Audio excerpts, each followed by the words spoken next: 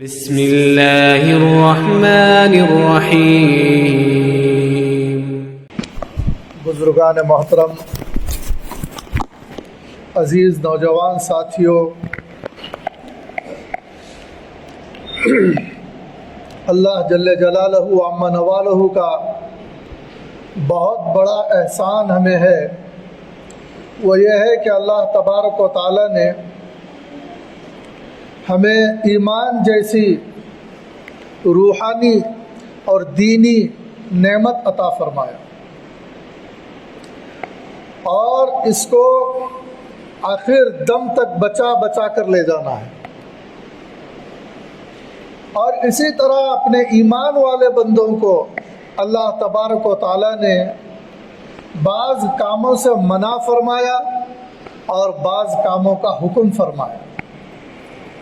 بعض ایسے کام جس سے اس کی روح کو نقصان پہنچ سکتا تھا، ان کاموں سے اللہ تعالیٰ نے اسے منع فرما دیا، جیسے شرک سے اس کی روح کو نقصان پہنچ سکتا تھا، کفر سے نقصان پہنچ سکتا تھا، بدعت سے نقصان پہنچ سکتا تھا، گناہوں سے نقصان پہنچ سکتا تھا۔ تو اسلام نے ان چیزوں سے منع فرمایا، اور جن چیزوں سے اس کا آخرت کے اندر نفع ہے، توحید سے اس کا نفع ہے، عقیدوں کی درستگی سے اس کا نفع ہے، تو اسے صحیح عقائد کی تعلیم دی گئی تاکہ یہ اسے اختیار کرے، اور اسی کے ساتھ نیک اعمال کی اسے تعلیم دی گئی، جیسے نماز کی تعلیم دی گئی، اس کی روح کا اس کے اندر نفع ہے، آخرت کا نفع ہے، اور زکوٰۃ کی تعلیم دی گئی، روزوں کی تعلیم دی گئی، کیسے کیسے عظیم الشان نیک باتوں کی تعلیم دی گئی، جس سے آدمی اگر غور و فکر کرے تو اسے رشک آتا ہے۔ نماز کی فرضیت کو جب سوچتا ہے، زکوٰۃ کے بارے میں جب سوچتا ہے، حج کی عبادت کے بارے میں جب غور کرتا ہے، کیسی جانی و مالی عبادت ہے، تو اسے رشک آتا ہے اور اسے وہ خوشی سے پھولے نہیں سماتا۔ یہ یوں سمجھیے جیسے ایک آدمی کو جسمانی نقصان پہنچانے والی چیزوں سے بچنے کی تاکید کی جا رہی ہے، کہا جا رہا ہے کہ زہر سے بچو، تمباکو سے بچو، شراب خوری سے بچو، سگریٹ نوشی سے بچو، گٹکا کھانے سے بچو۔ اطباء کہتے رہتے ہیں، ڈاکٹرز کیوں کہتے ہیں؟ ان کو کوئی دشمنی ہے؟ اس کی لذت سے دشمنی ہے؟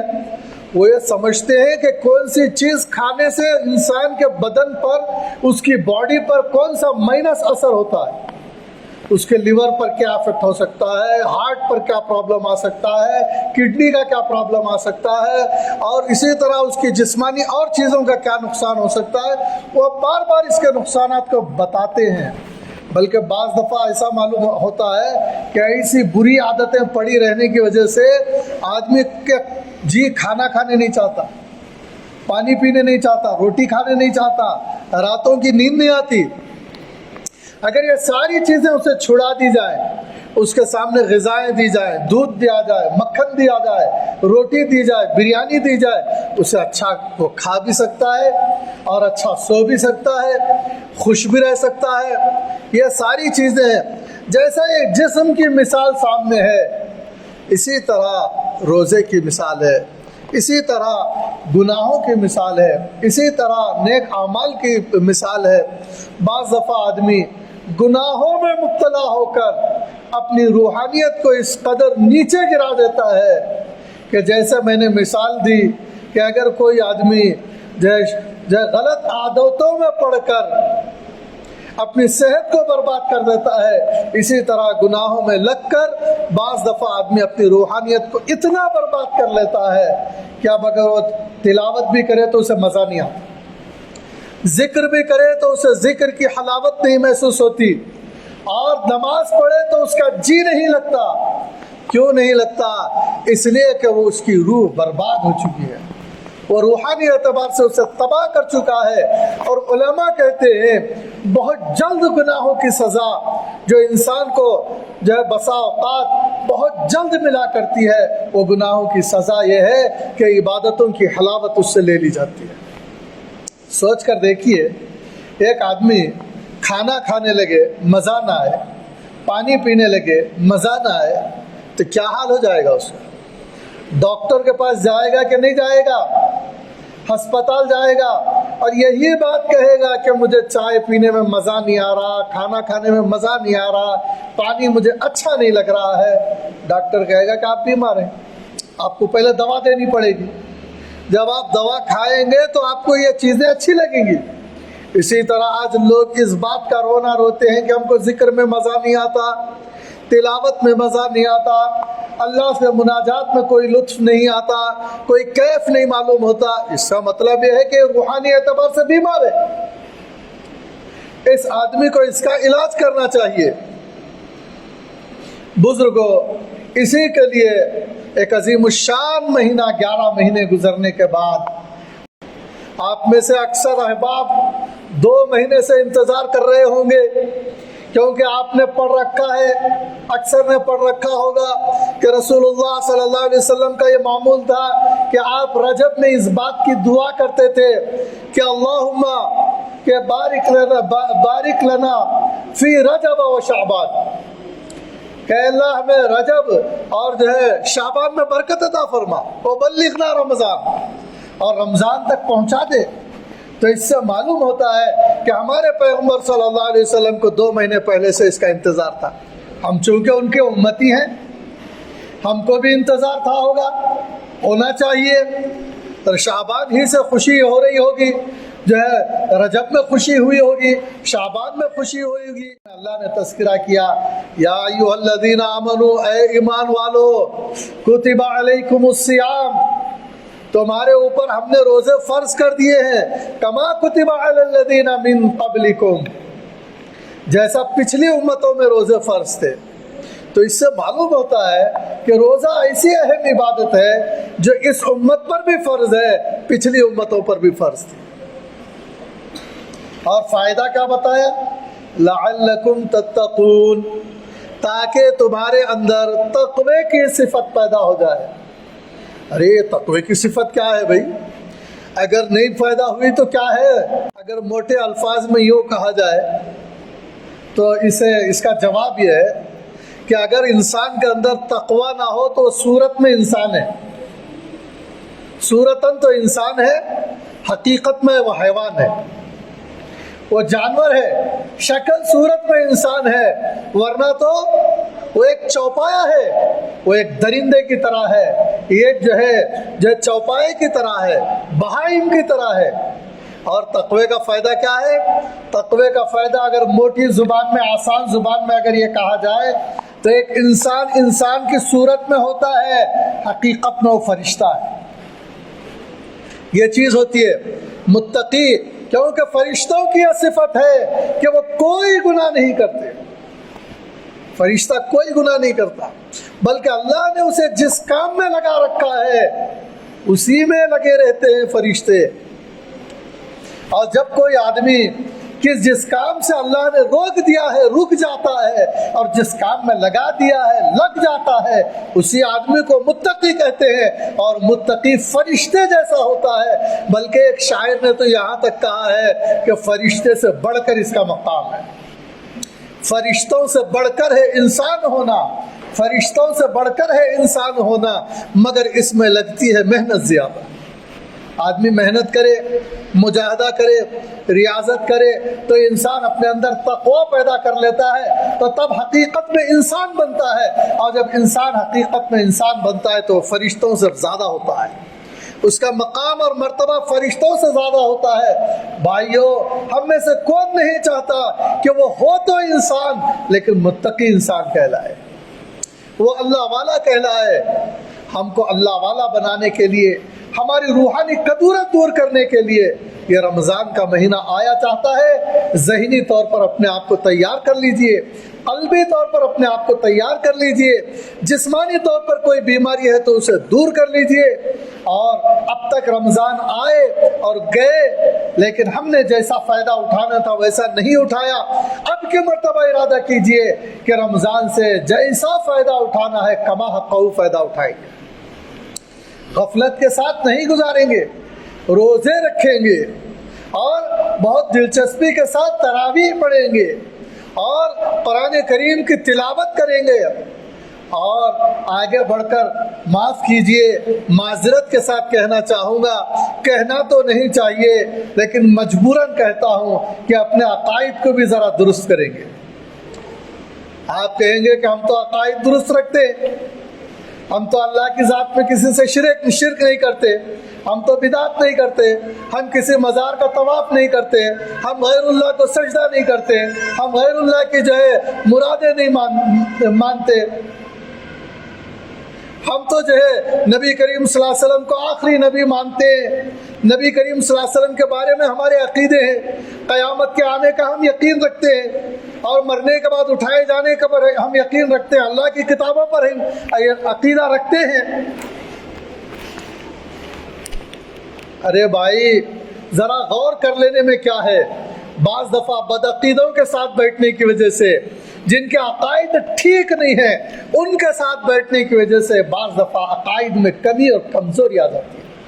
ایک آدمی سگریٹ نہیں پیتا ہے لیکن سگریٹ پینے والے سے دوستی رکھتا ہے.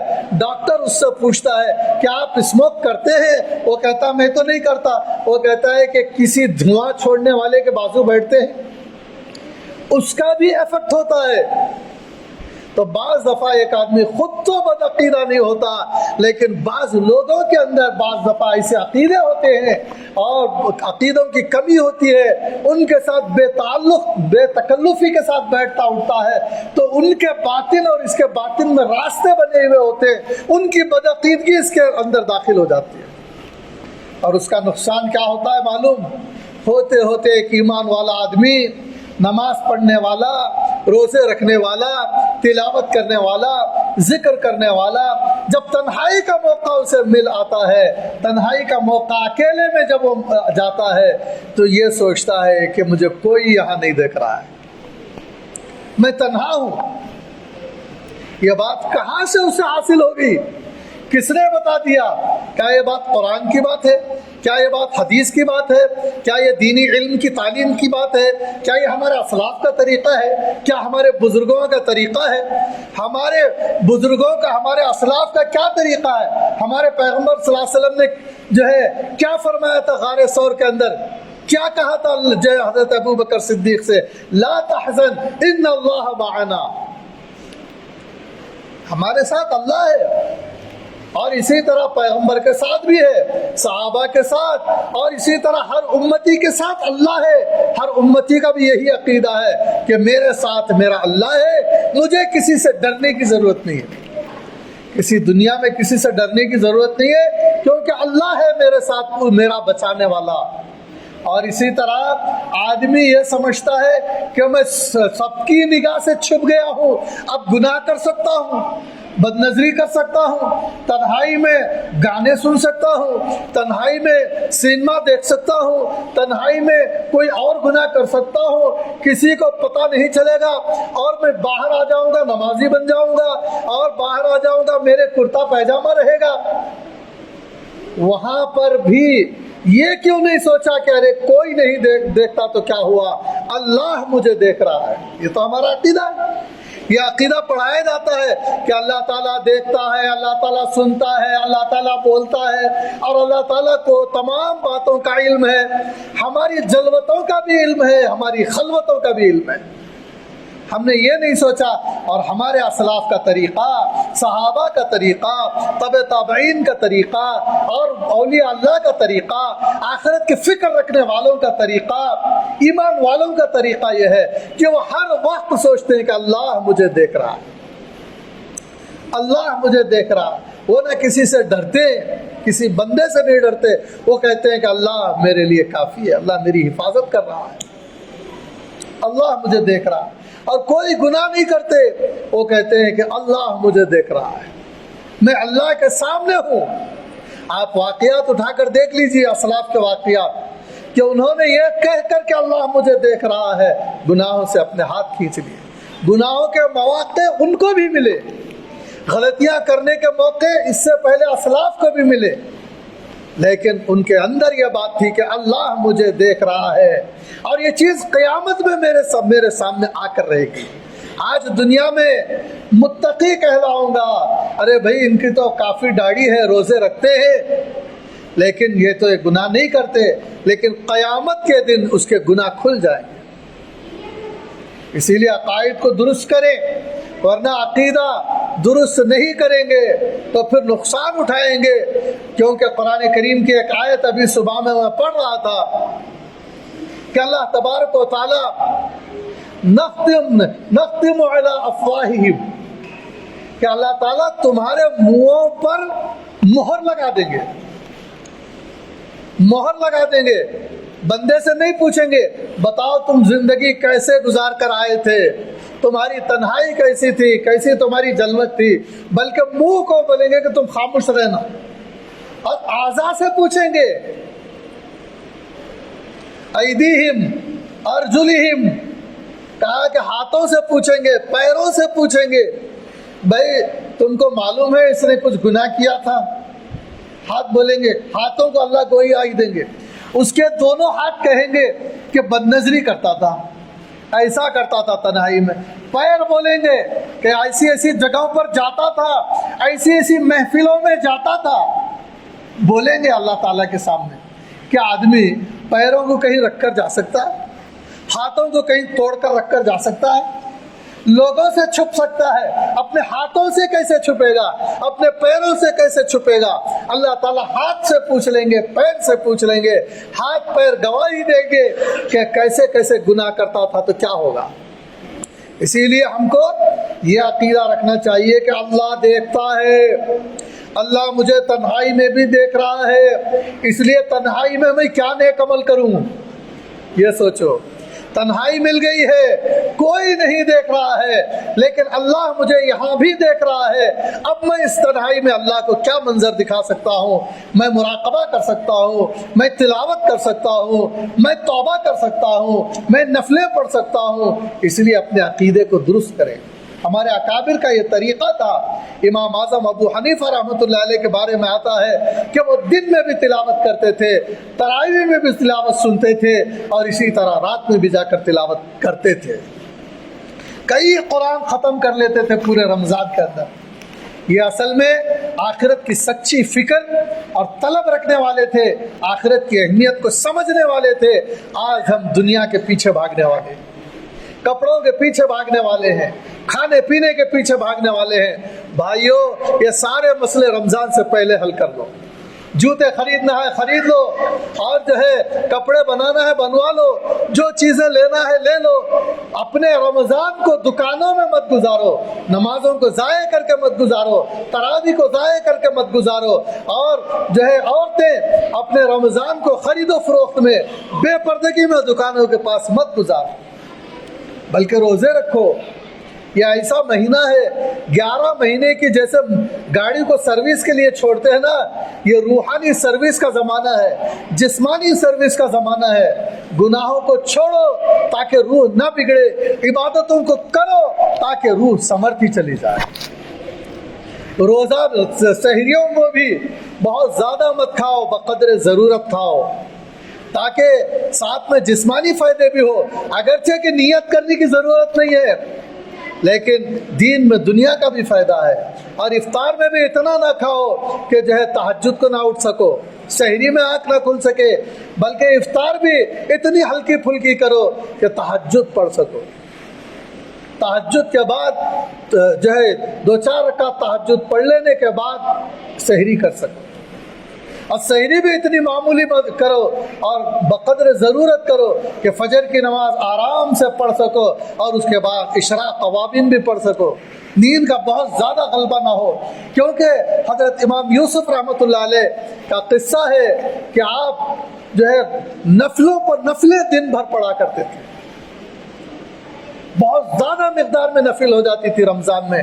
حالانکہ یہ لوگ سال بھر بہت مصروف رہنے والے لوگ ہیں، لیکن رمضان کے لیے اپنے آپ کو ایسا فارغ کرتے تھے کہ نمازیں بھی 5 وقت کی ہو رہی ہیں، نفلیں بھی ہو رہی ہیں، قرآن کریم کی تلاوت بھی ہو رہی ہے، اور بھی اسی طرح آپ اسلاف کے واقعات اٹھا کر دیکھیں گے، حضرت حسین احمد مدنی رحمۃ اللہ علیہ، حضرت گنگوئی رحمۃ اللہ علیہ، حضرت تھانوی رحمۃ اللہ علیہ، حضرت زکریا صاحب کاندھلوی رحمۃ اللہ علیہ، یہ لوگوں کو دیکھیں گے مصروف ترین لوگ ہیں، لیکن رمضان میں لوگوں سے ملاقاتیں بھی ترک کر دیتے تھے، اسفار بھی ترک کر دیتے تھے، رمضان سے پہلے کر لیتے تھے، اور لوگوں سے خواہ کی ملاقاتیں بھی نہیں کرتے تھے۔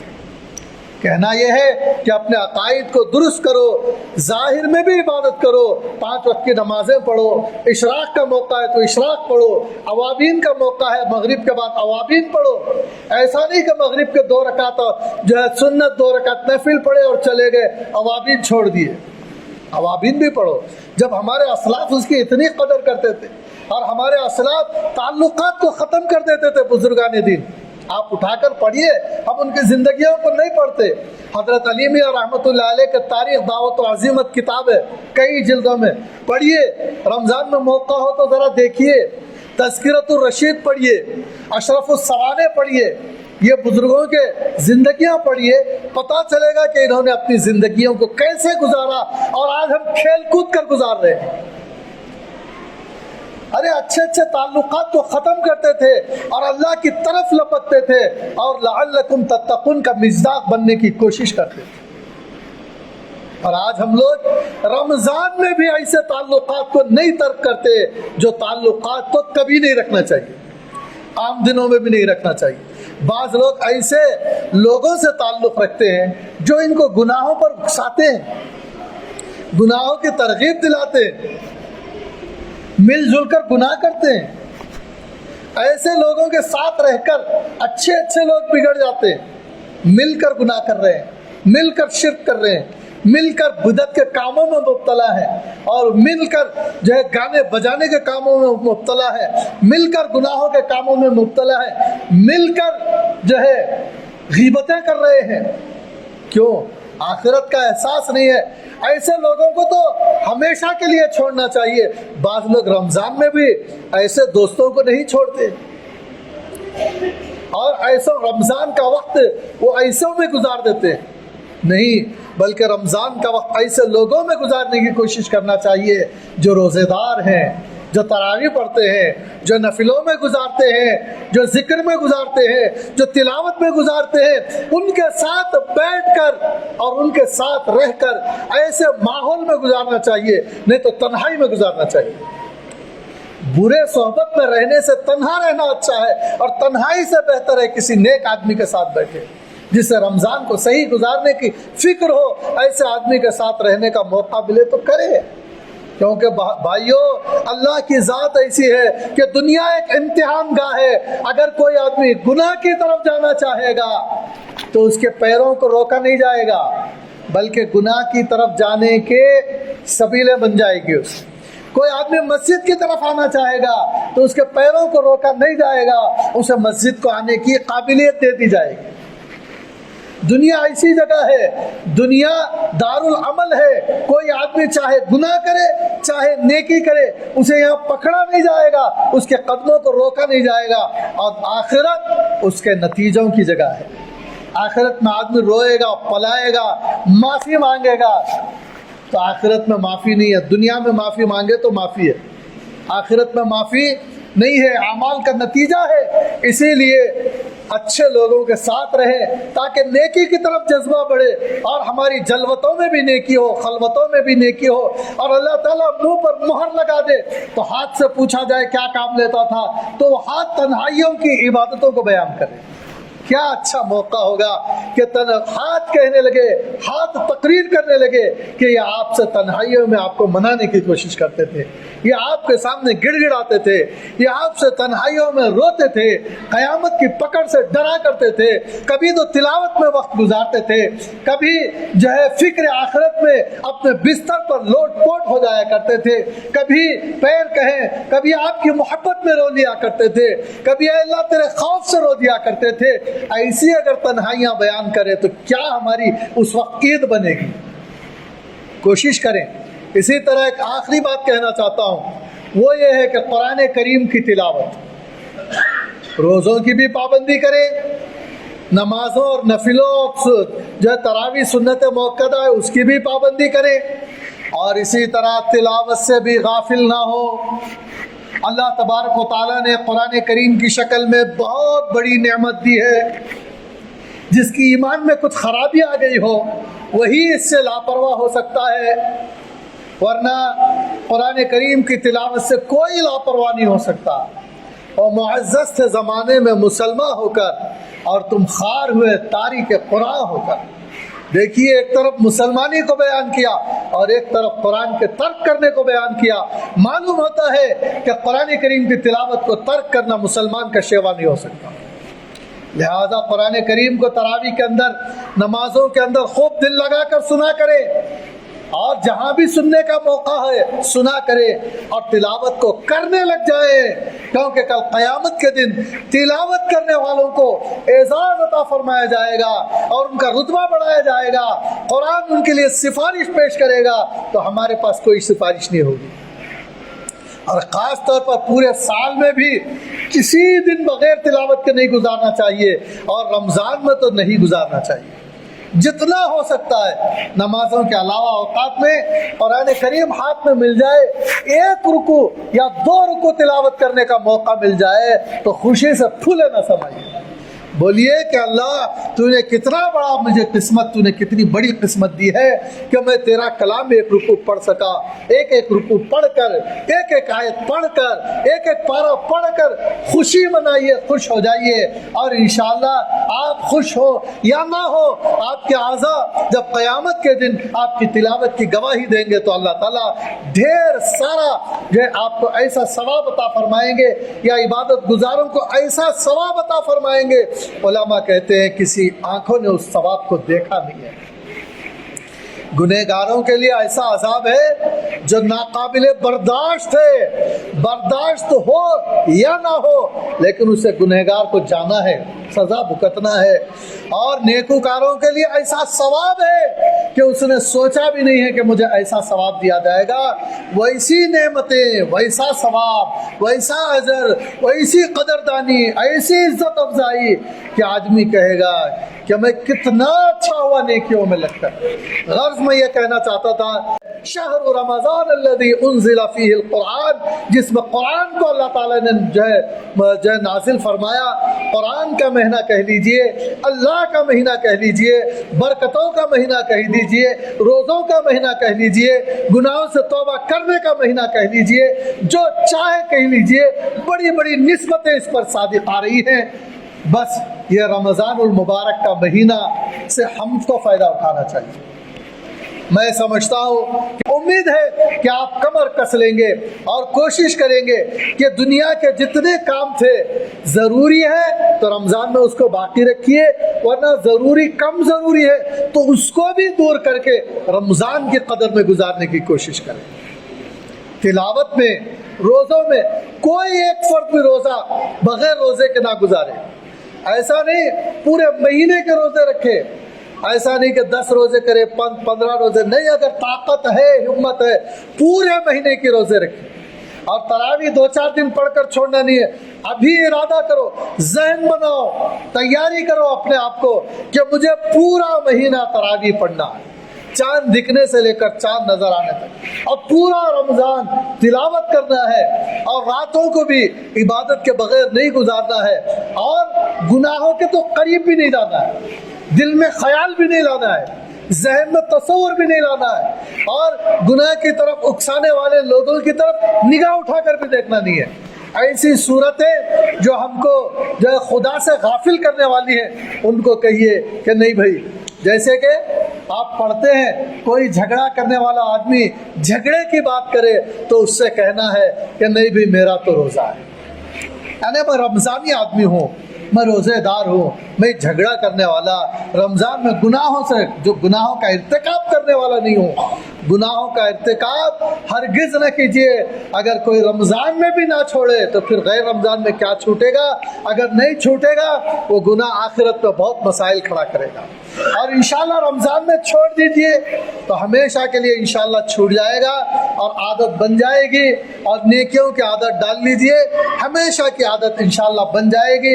इस तरह आखिरत के अजाब से भी बचेंगे और भरपूर तौर पर सवाब को हासिल करने वाले बनेंगे। अल्लाह ताला से दुआ करता हूँ कि अल्लाह ताला हम तमाम को तौफीक से माला माल फरमाए।